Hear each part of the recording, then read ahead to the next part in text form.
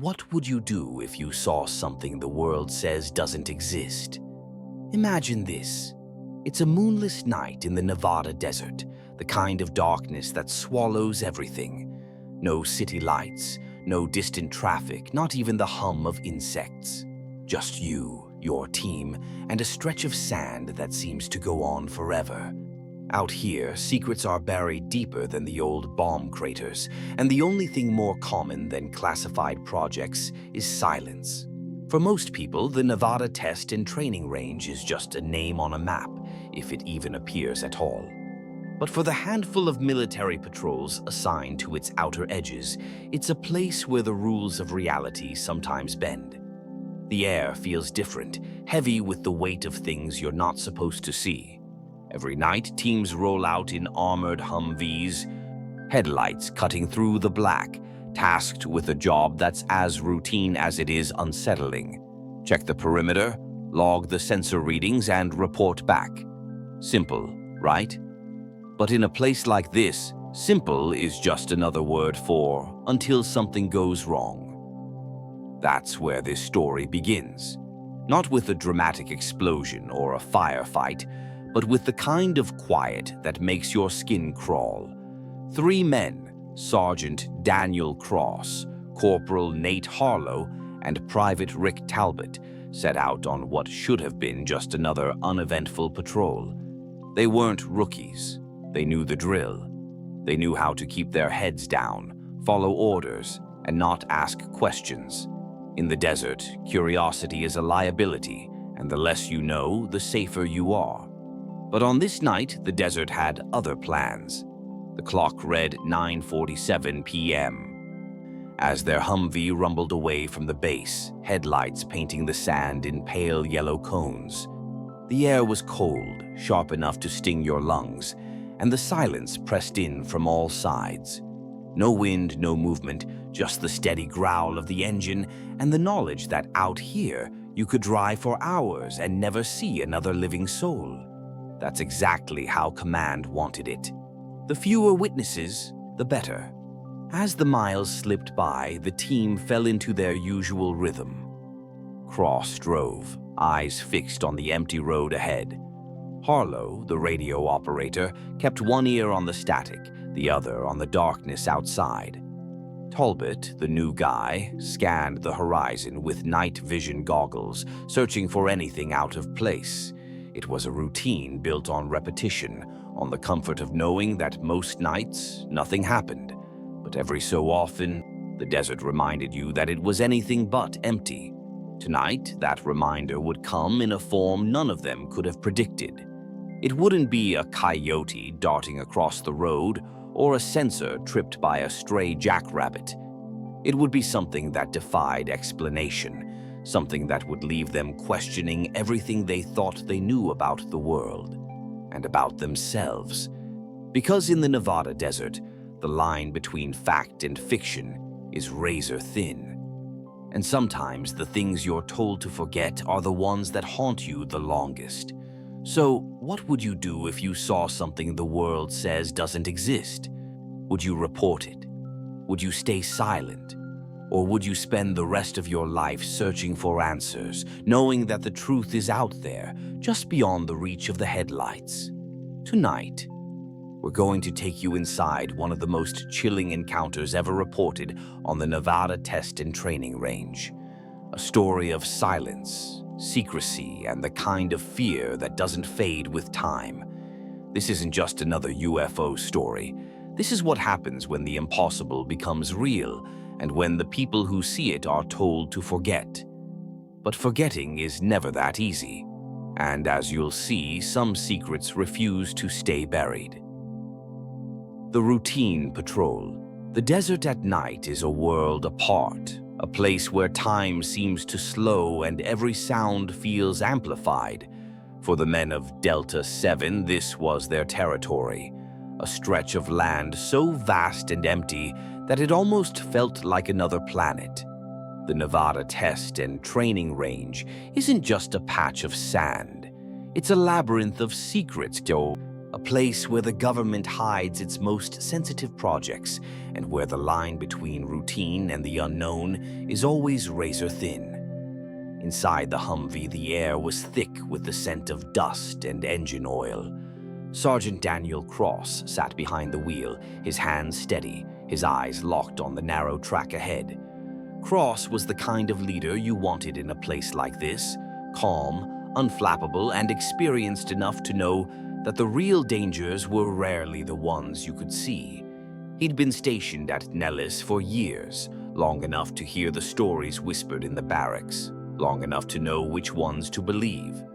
Next to him, Corporal Nate Harlow kept his focus on the radio panel, fingers hovering over the dials. Harlow was the team's radio operator, the one responsible for keeping them connected to range control. Out here, that connection was their lifeline. Lose it, and you might as well be on the far side of the moon. Harlow had learned early on that the desert played tricks on electronics, static that came and went, signals that faded for no reason, equipment that worked perfectly 1 minute and failed the next. The official explanation was always magnetic anomalies, but everyone knew that was just a convenient label for things nobody could explain. In the back seat, Private Rick Talbot scanned the darkness through his night vision goggles. Talbot was new to the team, transferred in from Fort Irwin just a few weeks earlier.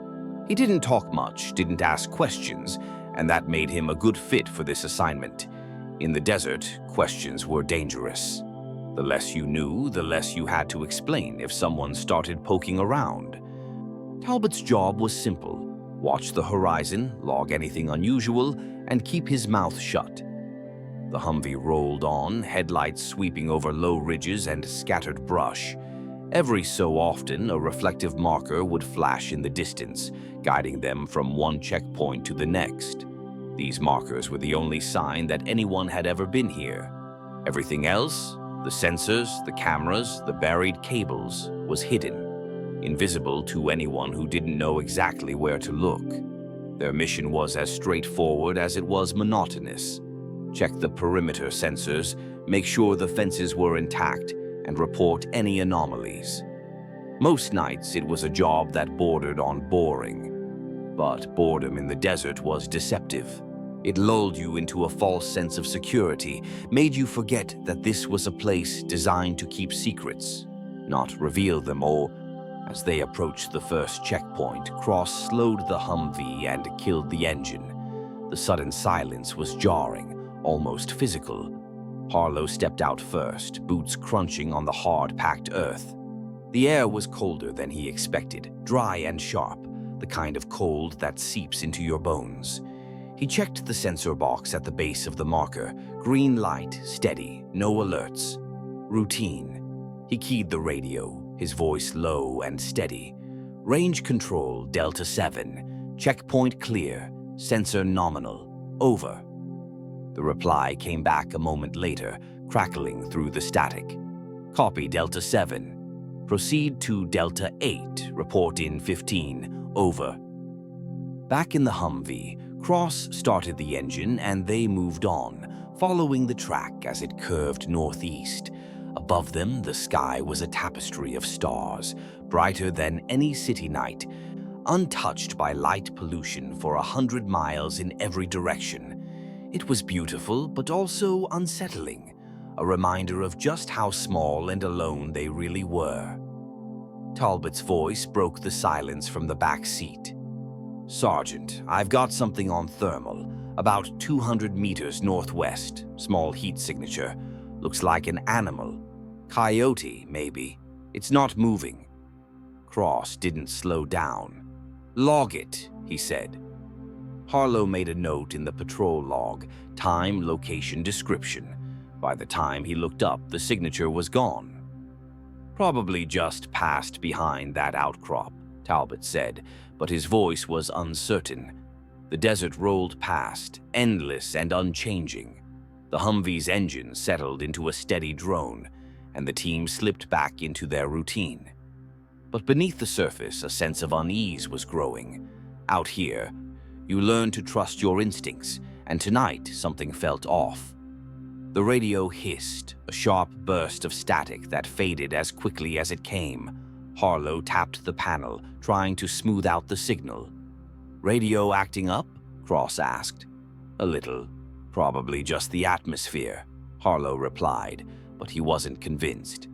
They'd all heard the stories. Radios picking up voices from nowhere, GPS units spinning in circles, compasses that refused to point north. Officially, it was all just technical glitches. Unofficially, it was the desert reminding you who was in charge. As they neared the next checkpoint, the track grew rougher, the ground opening into a wide, flat basin. The sensor post stood alone in the center, a dark silhouette against the stars. Cross stopped the Humvee about 30 meters out and shut down the engine. This time, the silence felt heavier, almost oppressive. Harlow stepped out, flashlight in hand, and made his way to the post. The status light wasn't blinking. Instead, it glowed a steady amber, a color that wasn't supposed to exist on these sensors. He called Cross over, and together they examined the post. No damage, no footprints, nothing out of place except for that impossible amber light. Talbot's voice came over the radio, tense now. "Sarge, my NVG's just cut out. Battery's fine, but they just went dead." Cross and Harlow exchanged a look. One malfunction was a coincidence. Two was something else. Harlow pulled out his GPS to log their position. The screen flickered, numbers scrolling too fast to read, then froze completely, displaying coordinates that made no sense. "GPS is toast," he said. Cross tried his own unit, same result. He keyed the radio, but all he got was static, deeper and more ominous than before. In that moment, the routine was shattered. The desert, so familiar and predictable, had turned on them. And as they stood there, surrounded by silence and darkness, they realized that something was watching. Something they couldn't see, couldn't explain, and couldn't escape. And what happened next would change everything they thought they knew about the world and about themselves. The first signs. The desert is a master of subtle warnings. It rarely shouts. It whispers, nudges, and waits for you to notice. For the men of Delta 7, those whispers started as a series of small, almost dismissible glitches. Nothing you could point to as a threat, but enough to make the hair on the back of your neck stand up. Out here, you learn to pay attention to the little things, because sometimes the little things are the only warning you'll get. Standing by the sensor post, Harlow felt the cold bite deeper than before. The amber light on the sensor was still glowing, steady and unnatural. He checked the access panel, expecting to find a loose wire or a blown fuse, but everything looked normal. The circuit board was lit up, the connections tight, but the data port read 0. No signal, no power draw, as if the entire system had simply gone to sleep. But these sensors didn't have a sleep mode. They were either on or off, nothing in between. Cross knelt beside him, his breath visible in the suddenly frigid air. "This isn't right," he muttered, voice low. "We've seen sensors fail before, but never like this." Harlow nodded, trying to keep his own nerves in check. He'd been on enough patrols to know that equipment sometimes failed for no good reason. But this felt different. This felt deliberate. Back at the Humvee, Talbot was fiddling with his night vision goggles, frustration etched across his face. "They just cut out," he said, voice tight. "One second they were fine, the next, nothing. Battery's good, connections are good. It's like someone just flipped a switch." Cross and Harlow exchanged a look. Two failures, two different systems, both at the same time. The odds of that happening by chance were slim. Harlow tried the radio again, hoping for a burst of static, a voice, anything. But the only sound was a deep, rolling hiss, like distant thunder echoing through the wires. He switched frequencies, cycled through the channels, but the result was always the same: dead air. Cross tried the vehicle radio, but Talbot shook his head from the driver's seat. "Nothing. It's all down. The realization settled over them like a heavy blanket. They were 40 miles from the nearest base, surrounded by nothing but sand and silence, and every piece of equipment they relied on had failed at once. Cross stayed calm, but Harlow could see the tension in his jaw. "We document what we can," Cross said, voice steady. "Take readings, mark the time. If the equipment comes back online, we report it. If not, we drive back and report in person." Harlow nodded, forcing himself to focus. He pulled out his flashlight and swept the beam across the sand, searching for anything out of place.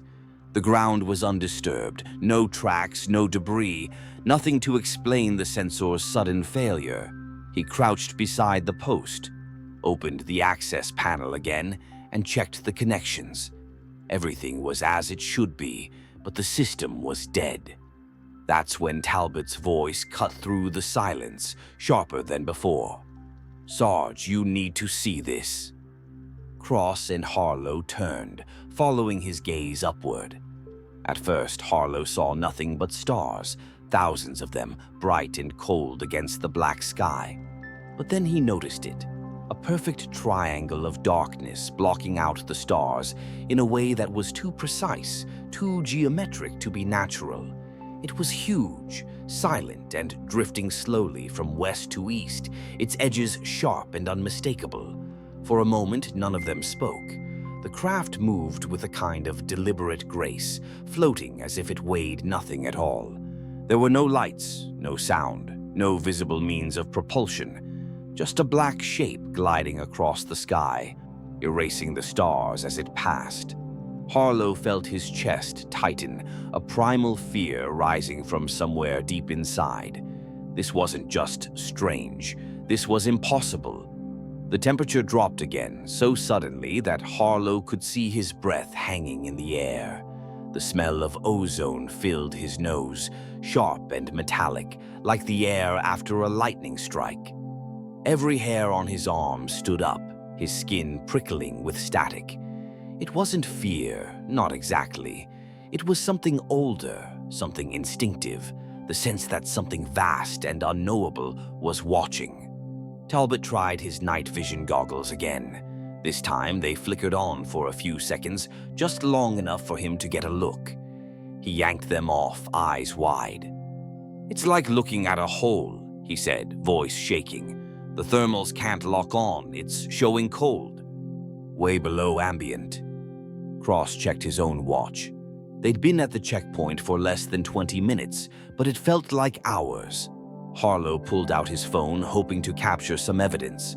The camera worked, but when he aimed it at the sky, the screen filled with static.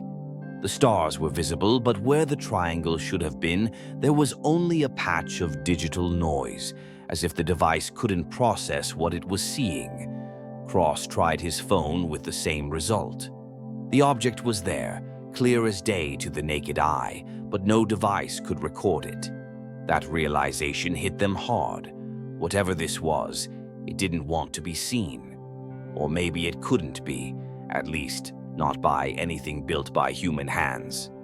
The craft slowed, then stopped, hovering directly above the center of the basin. The silence was absolute, broken only by the sound of their own breathing. Time seemed to stretch, every second dragging out as they stared up at the impossible. Harlow's mind raced, trying to make sense of what he was seeing, but there were no answers, only questions. What was it? Where had it come from? And why was it here now, in this forgotten corner of the world? Cross finally broke the silence. "We need to get back to the vehicle," he said, voice barely above a whisper. They moved slowly, never taking their eyes off the craft. It didn't follow, didn't react, just hovered there, silent and inscrutable. Back at the Humvee, Cross tried the ignition. The engine coughed, then died. He tried again, nothing. The electrical system was dead, the lights out, the radio silent. They were trapped, alone in the dark, under a craft that shouldn't exist. And as the minutes ticked by, the sense of unease grew into something else, something closer to dread. Because in that moment they realized the desert wasn't empty after all. Something was out there, something that had chosen to reveal itself, and nothing would ever be the same. But that wasn't the whole story. What happened next would push them beyond the limits of what they thought was possible and force them to confront a truth that no one wanted to believe. The encounter. There are moments in life when reality seems to fracture, when the world you thought you understood suddenly feels foreign and dangerous. For the men of Delta 7, that moment arrived as they sat in the dead Humvee, staring up at the impossible triangle hanging in the sky. The desert, once a place of routine and boredom, had become a stage for something that defied every rule they'd ever known. The craft hovered above them, silent and unmoving, its edges so sharp they looked drawn with a ruler against the stars. It was close now, maybe 400 feet up, maybe less. The sheer size of it was staggering. Each side of the triangle stretched at least 200 feet, a perfect geometric shape that seemed to swallow the light around it. The surface was matte black, featureless, absorbing every stray glimmer from the stars above. It was as if someone had cut a hole in the sky. Inside the Humvee, the air felt colder than ever. Harlow's breath fogged in front of his face, and even through his jacket he could feel the chill sinking into his bones. The metallic tang of ozone was stronger now, almost overwhelming, and every nerve in his body screamed that something was deeply, fundamentally wrong. He glanced at Cross, who was gripping the steering wheel so tightly his knuckles were white. Talbot sat in the back, eyes wide, hands shaking as he clutched his useless night vision goggles. No one spoke. Words felt pointless, too small for what was happening. Instead, they watched as the craft began to change. At each corner of the triangle, a faint glow appeared. 3 lights, dim at first, then growing brighter. The colors were strange, not the harsh white of a spotlight or the red of a warning beacon, but a deep molten orange that pulsed with a slow, deliberate rhythm. Left corner, right corner, rear corner. The lights cycled in sequence, each pulse lasting about 2 seconds before moving to the next. The pattern was hypnotic, almost soothing, but beneath that calm was a sense of mechanical precision, as if the craft was following a program written in a language no human could understand. Harlow tried to record it again, desperate for proof. He raised his phone, aimed it at the sky, and pressed record. The screen showed the stars. But where the triangle should have been, there was only static, pixels flickering and distorting, the device refusing to acknowledge what was right in front of it. Cross tried his own phone with the same result.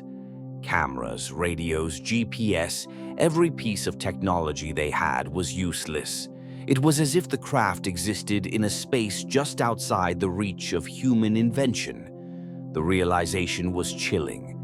Whatever this was, it didn't just defy explanation, it defied observation. It was there, undeniable, but it refused to be captured, as if it was protected by some invisible barrier. Harlow felt a wave of helplessness wash over him. They were witnesses to something extraordinary, but they had no way to prove it. All they had were their eyes, their memories, and the growing certainty that this encounter would haunt them for the rest of their lives. The craft hung in the air, the lights pulsing, the silence absolute. Time lost all meaning. Seconds stretched into minutes, minutes into what felt like hours.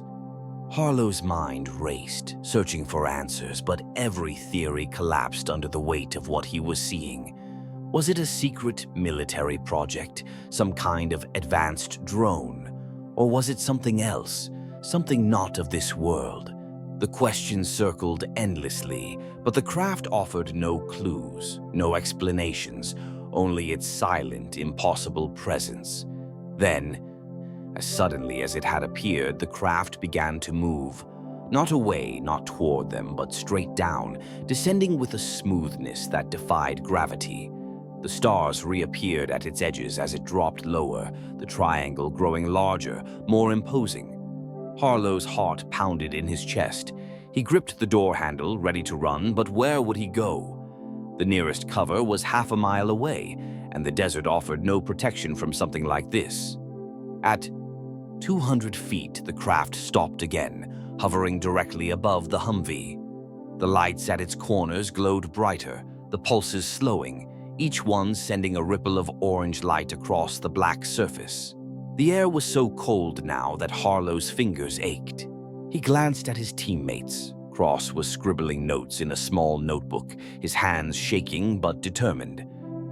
Talbot was muttering under his breath, eyes fixed on the craft as if trying to memorize every detail. Harlow forced himself to do the same. He studied the shape, the lights, the way the craft seemed to distort the air around it. He tried to remember every second, every sensation, knowing that this might be the only record they would ever have. The craft made no sound, no movement, no sign that it was aware of them.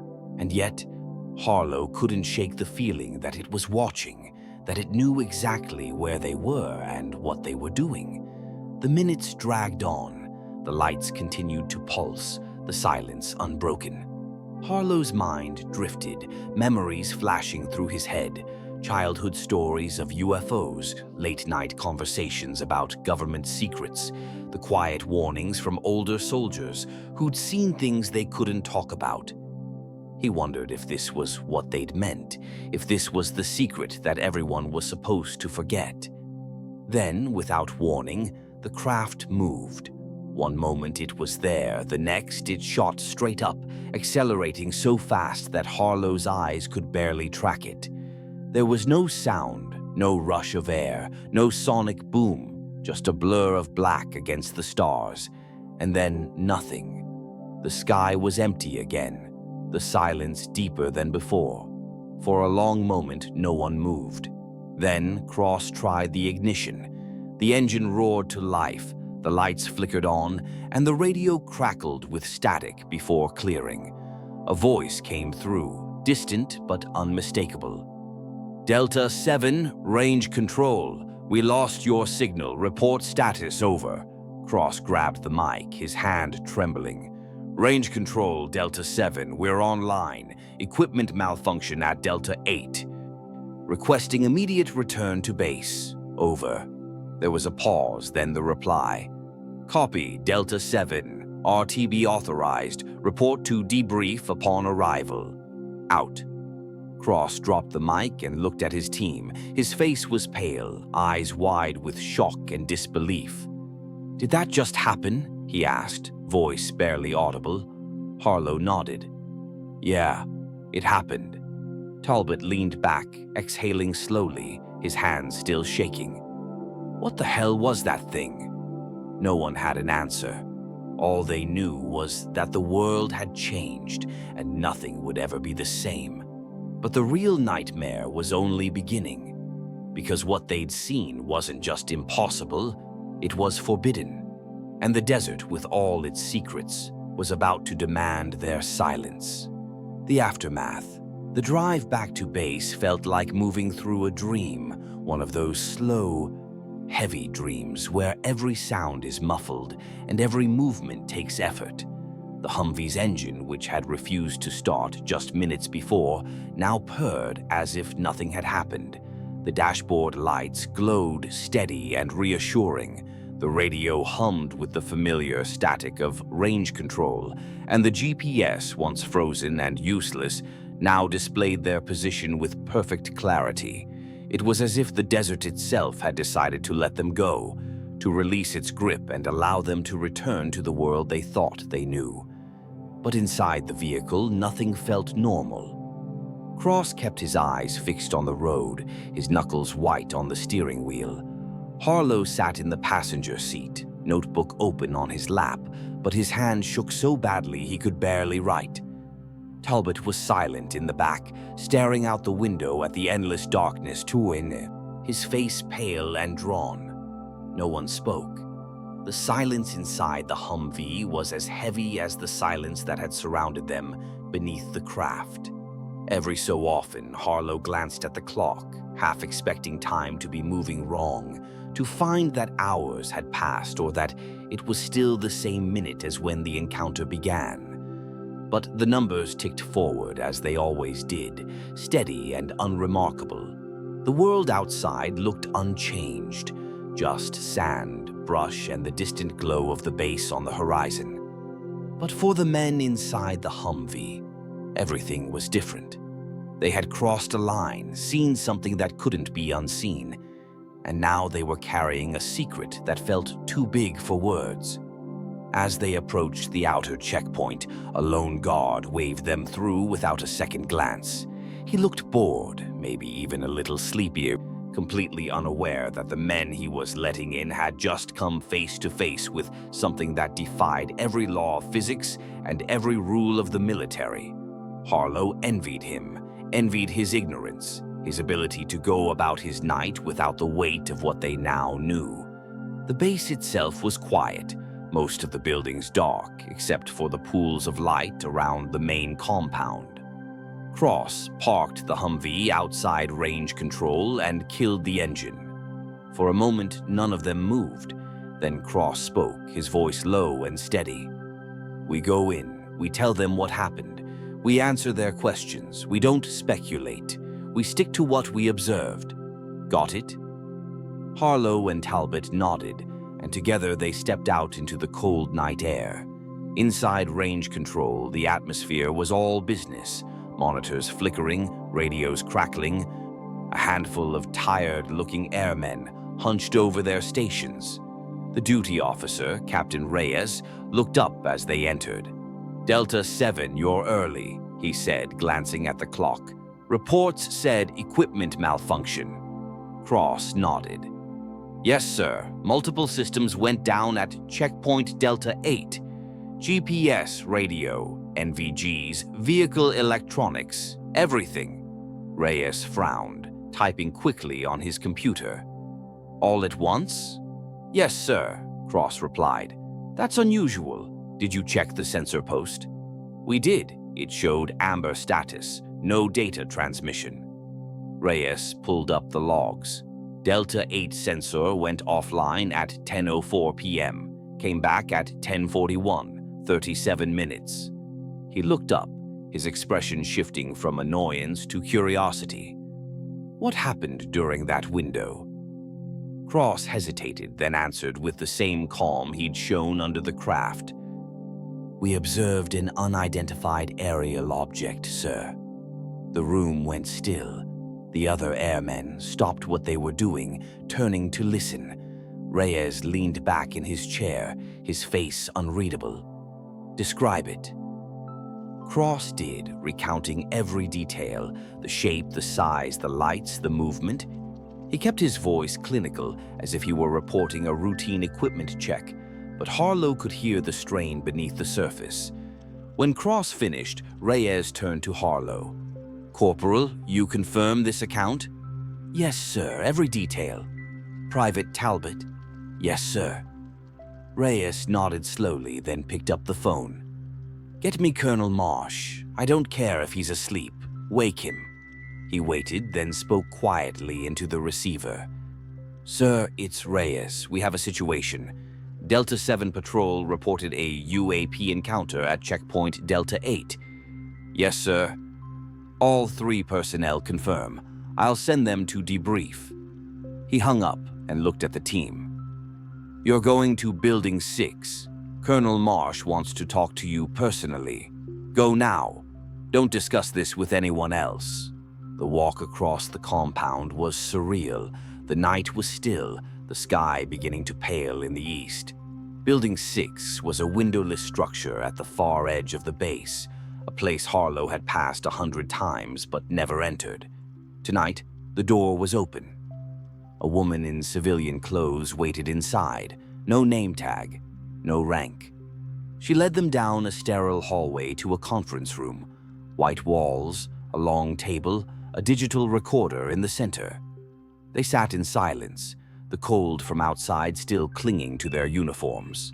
After 10 minutes, the door opened and Colonel Marsh entered, flanked by 2 civilians with tablets. Marsh was older, his face lined and serious, his eyes sharp.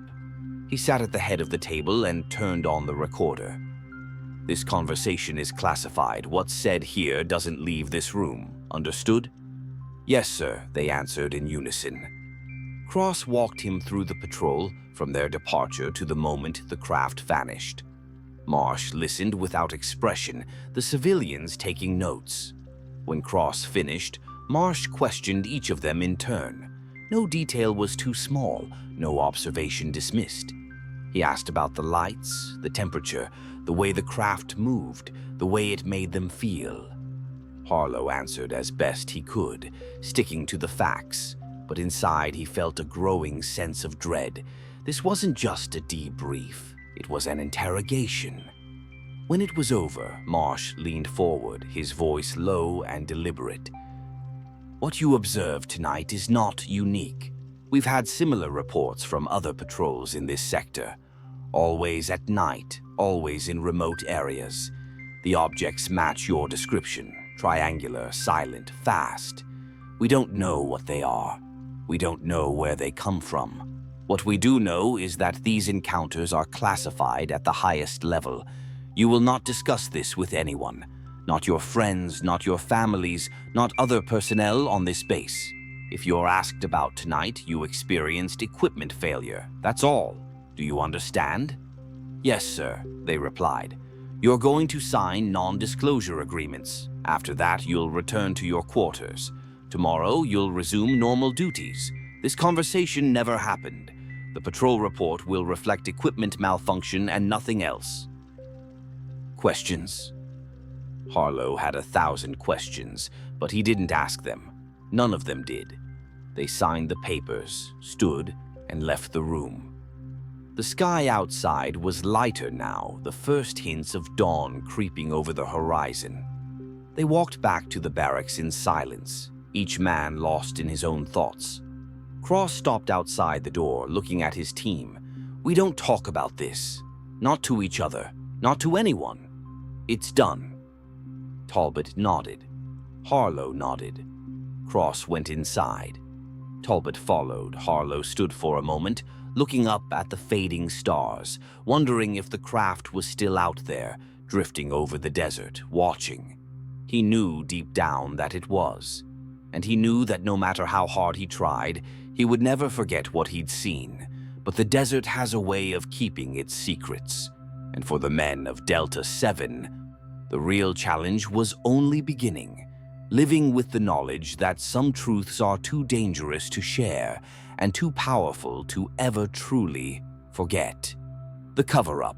The military is a machine built on routine, discipline, and silence. Orders are followed, questions are discouraged, and secrets are kept, sometimes at any cost.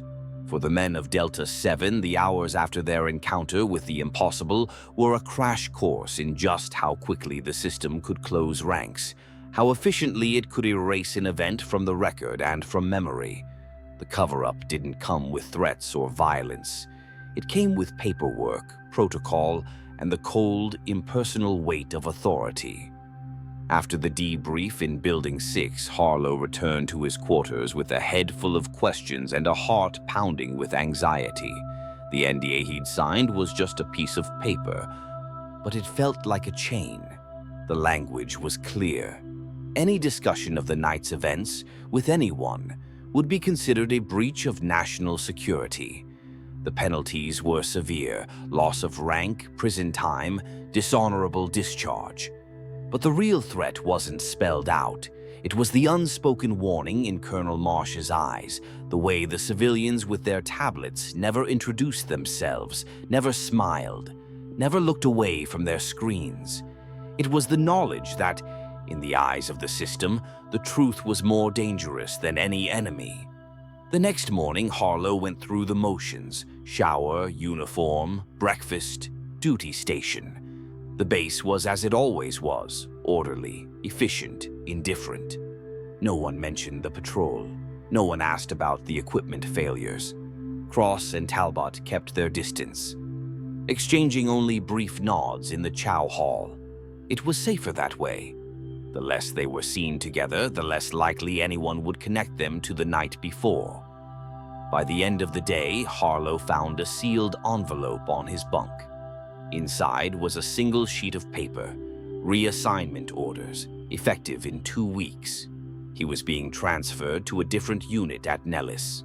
No explanation, no discussion. Just a new set of orders, a new chain of command. He didn't need to ask if Cross and Talbot had received the same. The answer was obvious. The system was doing what it always did, spreading them out, breaking up the team, making sure the story stayed buried. Harlow stared at the orders for a long time, feeling a mix of anger and resignation. He'd seen this before in smaller ways, witnesses to accidents quietly reassigned, rumors about strange sightings disappearing as quickly as they surfaced. But this was different. This was bigger. This was the kind of secret that could change everything, if only it were allowed to see the light of day. He opened his patrol notebook, flipping to the pages he'd filled in the aftermath of the encounter.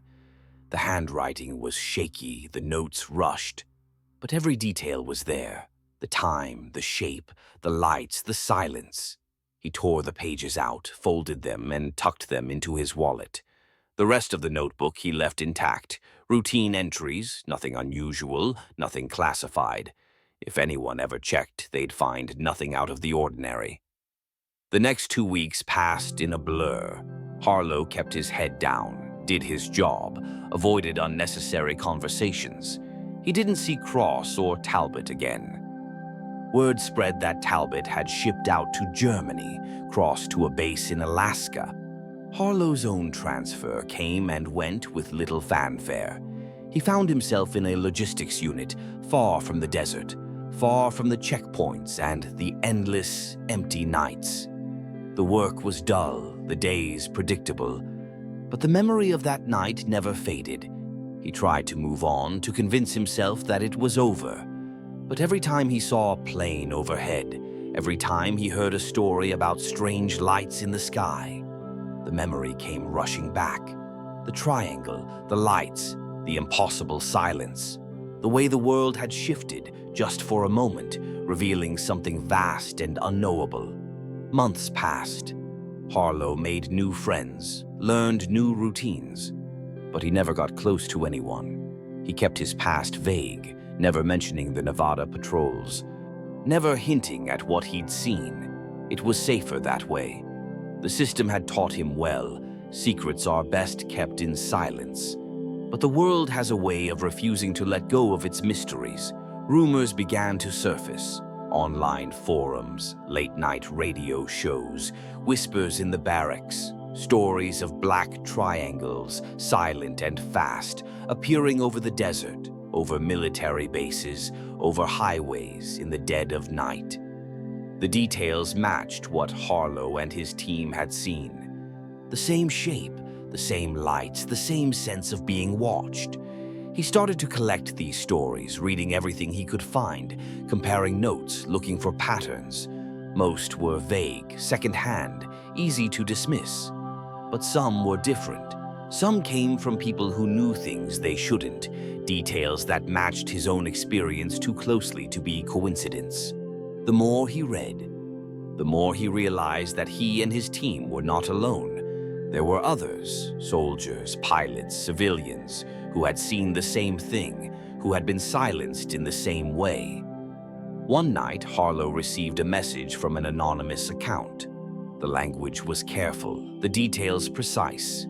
The sender claimed to have seen the triangle, to have experienced the same equipment failures, the same cold, the same silence.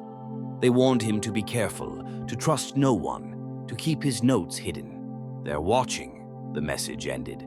"They always are." Harlow deleted the message, but the warning stayed with him. He checked his apartment for signs of intrusion, watched for unfamiliar cars on his street, paid attention to faces in the crowd.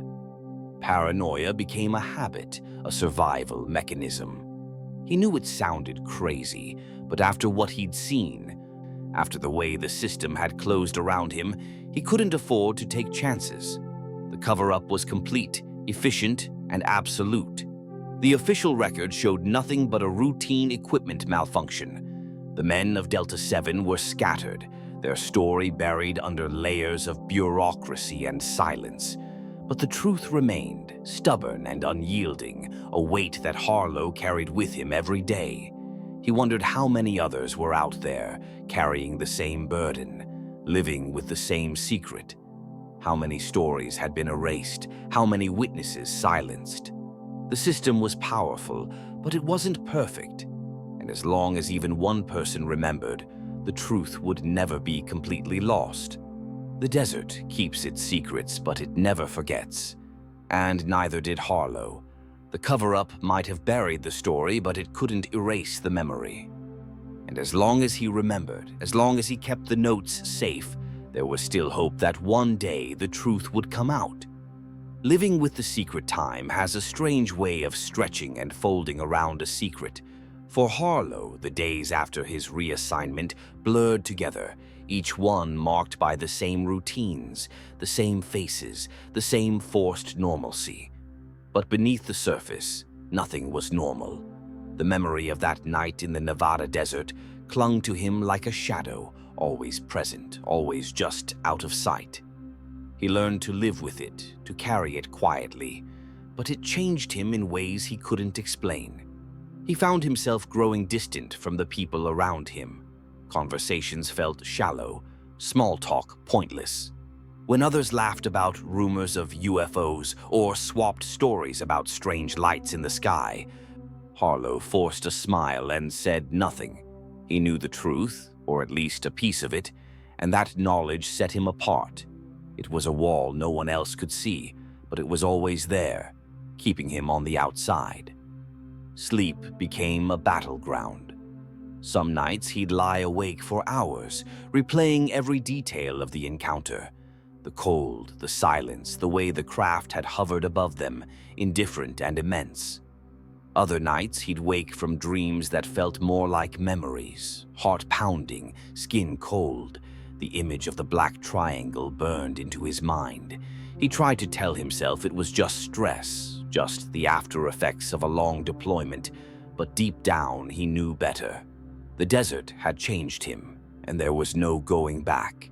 He kept his patrol notes hidden, folded and tucked away in his wallet, a private record of the impossible. Sometimes, late at night, he'd take them out and read them, tracing the shaky lines of his own handwriting, reminding himself that it had really happened. The rest of the world might pretend otherwise, but he refused to let the memory fade. It was his anchor, his proof, his silent rebellion against the system that had tried to erase him. Months turned into years. Harlow settled into civilian life, moving to a small town where no one asked too many questions. He got a job at a hardware store, paid his bills, kept his head down. On the surface, he was just another veteran trying to start over. But the secret was always there, shaping his choices, coloring his world. He avoided crowds, kept his circle small, never stayed in one place too long. Paranoia became a habit, a way of life. Every so often, he'd hear a story. A trucker on a late-night radio show describing a silent triangle over the highway. A pilot grounded after reporting a craft that moved in ways no human technology could match. A hiker who swore he'd seen lights pulsing in the desert sky. Harlow listened to them all, searching for patterns, for details that matched his own experience. Most were vague, easy to dismiss, but some were too close, too precise to be coincidence. He started reaching out carefully, anonymously, to others who claimed to have seen the same thing. Some were obvious fakes, chasing attention or spinning wild theories. But a few were different. They knew things they shouldn't. Details about the lights, the cold, the way technology failed in the presence of the craft. They spoke in the same careful, guarded way, always aware that someone might be listening. Harlow realized he was part of a network, a a scattered community of witnesses, all carrying the same burden, all living with the same fear. One night, he got a call from Talbot. They hadn't spoken in years, but the connection was instant, the shared experience bridging the distance between them. They met in a diner halfway between their towns, two men older and more tired than they'd been on that night in the desert. Talbot brought a folder, printouts, reports, testimonies from other military personnel who'd seen the triangle, who'd been silenced, reassigned, or simply disappeared. The pattern was unmistakable. The cover-up wasn't just about one incident or one team. It was a system, a machine designed to keep the truth buried. Talbot spoke quietly, his eyes haunted. "We're not crazy. We're not alone. This thing, whatever it is, has been flying over the Southwest for years, maybe decades, and they know about it. They've always known." Harlow felt a surge of anger, not at Talbot, but at the system that had made them both into ghosts, men defined by what they couldn't say. They talked for hours, comparing notes, piecing together the fragments of a story that spanned years and continents. When they parted, Harlow felt a strange sense of relief. He wasn't alone. The secret was bigger than him, bigger than Delta 7, bigger than any one night in the desert. It was a weight shared by hundreds, maybe thousands of others, each one carrying their own piece of the puzzle, each one waiting for the day when the truth would finally come out. But the system was relentless. Cross, the careful one, the leader, had vanished. No forwarding address, no trace. Talbot suspected he'd gotten too close, asked too many questions. Harlow couldn't shake the feeling that they were all being watched, tracked, kept in line by an invisible hand. The paranoia was exhausting, but it was also necessary. The world wasn't safe for people who knew too much. Still, Harlow refused to let go. He made copies of his notes, scanned them, hid them in safe places. He started a journal, documenting everything he learned, every rumor, every new sighting. It was a small act of defiance, a way to keep the truth alive. He knew the risks, but he also knew that silence was the system's greatest weapon. As long as someone remembered, as long as someone kept asking questions, the secret would never be completely safe. Some nights, when the sky was clear and the stars were bright, Harlow would go outside and look up, searching for the triangle, for the lights, for any sign that the impossible was still out there. Most nights he saw nothing, but every so often he'd catch a glimpse, a flicker of movement, a pattern of lights, a silence that felt too deep to be natural. And in those moments he knew that the story wasn't over. The secret was still alive, still waiting, still watching. Living with the secret was a burden, but it was also a responsibility. Harlow had seen the truth, and no amount of paperwork or protocol could erase that. The world might not be ready to hear it, but he would never stop looking, never stop remembering, never stop hoping that one day the truth would finally come to light.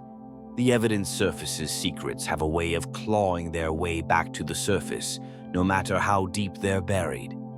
For Harlow, the years after the encounter were marked by a constant, uneasy truce with the past. He tried to live quietly, to blend in, to let the memory fade. But the world wouldn't let him. The more he tried to forget, the more the evidence seemed to find him.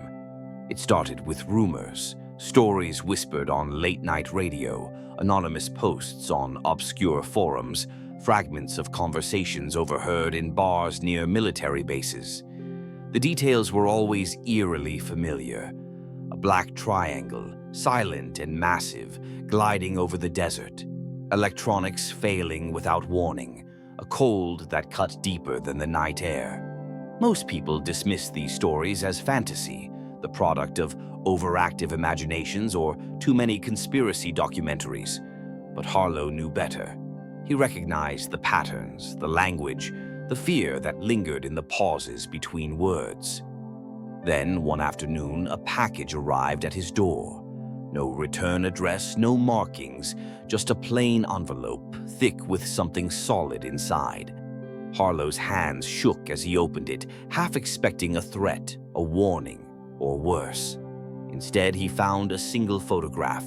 Real photographic paper, not a printout. The image was grainy but unmistakable.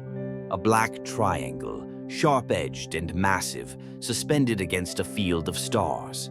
At each corner, a faint orange glow pulsed, just as he remembered.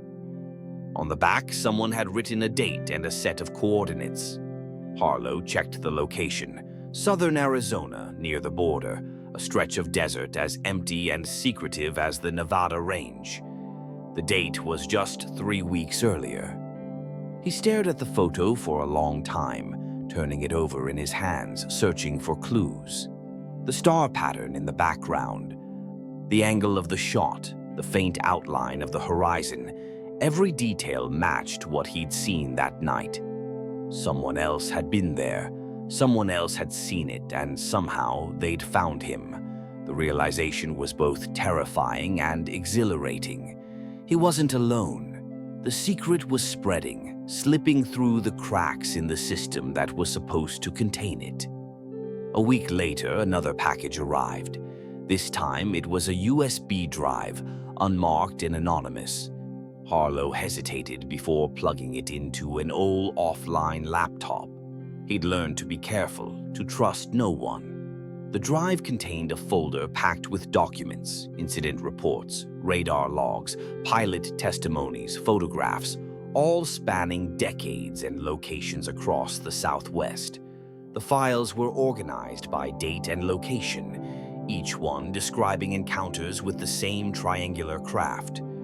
The language was clinical, detached, but the fear was unmistakable. Equipment failures, sudden drops in temperature, witnesses reassigned or silenced. The pattern was clear. The cover-up was real, and it was bigger than he'd ever imagined. At the bottom of the folder was a single text file. It contained just one sentence. "You were not the first. You will not be the last. They know. You know." Harlow read it over and over, feeling the weight of those words settle in his chest. Who had sent this? Another witness? Someone inside the system, trying to leak the truth? Or was it a warning, a reminder that he was still being watched? The sense of surveillance grew stronger. Harlow started noticing unfamiliar cars parked near his apartment, strangers who seemed to linger a little too long in the grocery store, phone calls that ended in silence. He changed his routines, checked his locks twice, kept the curtains drawn. Paranoia became a constant companion, but so did a stubborn sense of purpose. If someone was trying to scare him into silence, it wasn't working. If anything, it made him more determined to hold on to the evidence, to keep the story alive. He reached out to Talbot, sharing what he'd received. Talbot, too, had been collecting stories, building a network of witnesses, military, civilian, even a few former intelligence officers who'd seen too much to ever truly forget. They compared notes, cross-referenced sightings, mapped out the locations. The pattern was undeniable. The triangle was real, it was still flying, and the system was still working overtime to keep it hidden. But the cracks were widening. More and more people were coming forward, emboldened by the growing chorus of voices refusing to be silenced. Some posted anonymously, others risked their careers and reputations to speak out. The evidence was piling up: photos, videos, radar data, even physical traces left behind in the sand. The official explanations, weather balloons, drones, misidentified aircraft, were wearing thin. The truth was leaking out, one story at a time. Harlow began to document everything, scanning the photograph, backing up the files, hiding copies in places no one would think to look. He started a journal, recording every new sighting, every rumor, every unexplained disappearance. It was a way to fight back, to push against the silence that had been forced on him. He knew the risks, but he also knew that the only thing more dangerous than telling the truth was letting it die in the dark. The sense of being watched never left him. Sometimes he wondered if the packages were a trap, a way to see how far he'd go, who he'd contact, what he'd do with the evidence. But the alternative, doing nothing, letting the secret win, was unthinkable. He owed it to Cross, to Talbot, to every other witness who'd been silenced or disappeared. He owed it to himself. One night, as he sat at his kitchen table, surrounded by notes and printouts, Harlow realized that the secret was no longer just his to keep. It belonged to everyone who'd ever looked up at the night sky and wondered what was really out there. It belonged to the world, and no matter how hard the system tried to bury it, the truth was clawing its way to the surface, one piece of evidence at a time. The triangle was still flying. The witnesses were still watching. And the story was far from over. Conclusion. Some stories never really end. They echo, ripple, and return in unexpected ways, refusing to be silenced no matter how many times they're buried. For Harlow, the secret of that night in the Nevada desert became less of a memory and more of a living presence, a shadow that stretched across years, shaping every choice, every relationship, every quiet moment spent staring up at the stars. The evidence he'd collected, the stories he'd heard, the warnings he'd received, all of it pointed to a truth that was bigger than any one man, any one team, or any one night. He kept the photograph tucked in his wallet, next to the faded patrol notes he'd written in the aftermath of the encounter. Sometimes, when the world felt especially ordinary, he'd take them out and study them, searching for answers in the grainy image and the hurried scrawl. The triangle, the lights, the silence, they were as real now as they had been then. Proof that the impossible had happened and that he had been there to witness it. But proof, he learned, is a slippery thing. The world isn't built to accept the extraordinary. People want explanations, closure, a neat ending that makes sense of the chaos. The system that had silenced him and his team was counting on that, on the public's need to move on, to forget, to dismiss what didn't fit. And for the most part, it worked. The official story was always the same: equipment malfunction, operator error, nothing to see here. The triangle was just a trick of the light, a weather balloon, a classified drone. Move along. Yet the cracks in the story kept widening. Every new sighting, every leaked document, every anonymous testimony added weight to the truth. The network of witnesses grew, connected by a shared experience and a stubborn refusal to let go. Some paid a price for their persistence, lost jobs, ruined reputations, even sudden disappearances. But the story kept spreading, one voice at a time. Harlow found himself thinking about Cross, the sergeant who had led them through the desert and into the unknown. Cross had always been the careful one, the skeptic, the man who trusted procedure over rumor. But even he had been changed by what they saw. His disappearance haunted Harlow, a reminder that the system's reach was long and its memory even longer. Was Cross still out there watching the skies, collecting evidence, or had he been silenced for good? The question lingered, unanswered. Talbot, too, had become a ghost in Harlow's life, sometimes present, sometimes distant, always marked by the same haunted look in his eyes. Their brief reunion in the diner had been a lifeline, a reminder that they weren't alone, that the secret was bigger than any one of them. But it was also a warning. The more they learned, the more dangerous their knowledge became. As the years passed, Harlow's obsession with the truth deepened. He became a collector of secrets, a keeper of stories. He mapped out sightings, cross-referenced reports, built a timeline that stretched back decades. The pattern was clear. The triangle had been seen by hundreds, maybe thousands of people. Soldiers, pilots, civilians, all silenced in one way or another.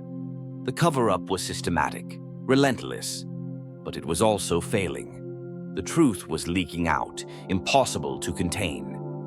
One day, another package arrived. No return address, no explanation. Inside was a second photograph, clearer than the first. The triangle hovered over a different stretch of desert, its lights glowing in the darkness. On the back, a single line: "You are not alone." Harlow felt a chill run through him. Someone was reaching out, someone who understood the weight of the secret, someone who wanted him to know that the story was still unfolding. He realized then that the real power of the secret wasn't in the evidence, but in the community it created. Every witness, every survivor, every person who refused to be silenced was part of something larger, a movement, a quiet rebellion against the machinery of denial. The truth was no longer just a burden. It was a bond, a reason to keep going, to keep searching, to keep hoping. Some nights, Harlow would drive out to the edge of town, park beneath the open sky, and watch the stars. He'd listen to the silence, waiting for the impossible to return.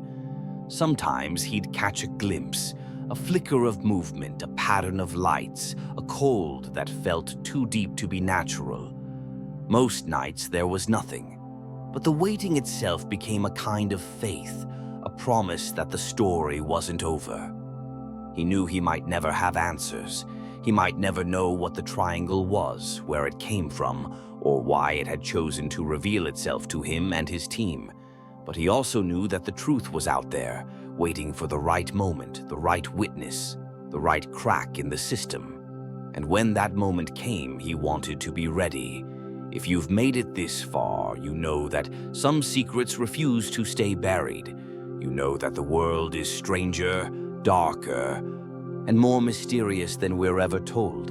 Maybe you've seen something yourself, a light in the sky, a silence that felt unnatural, a story that didn't add up.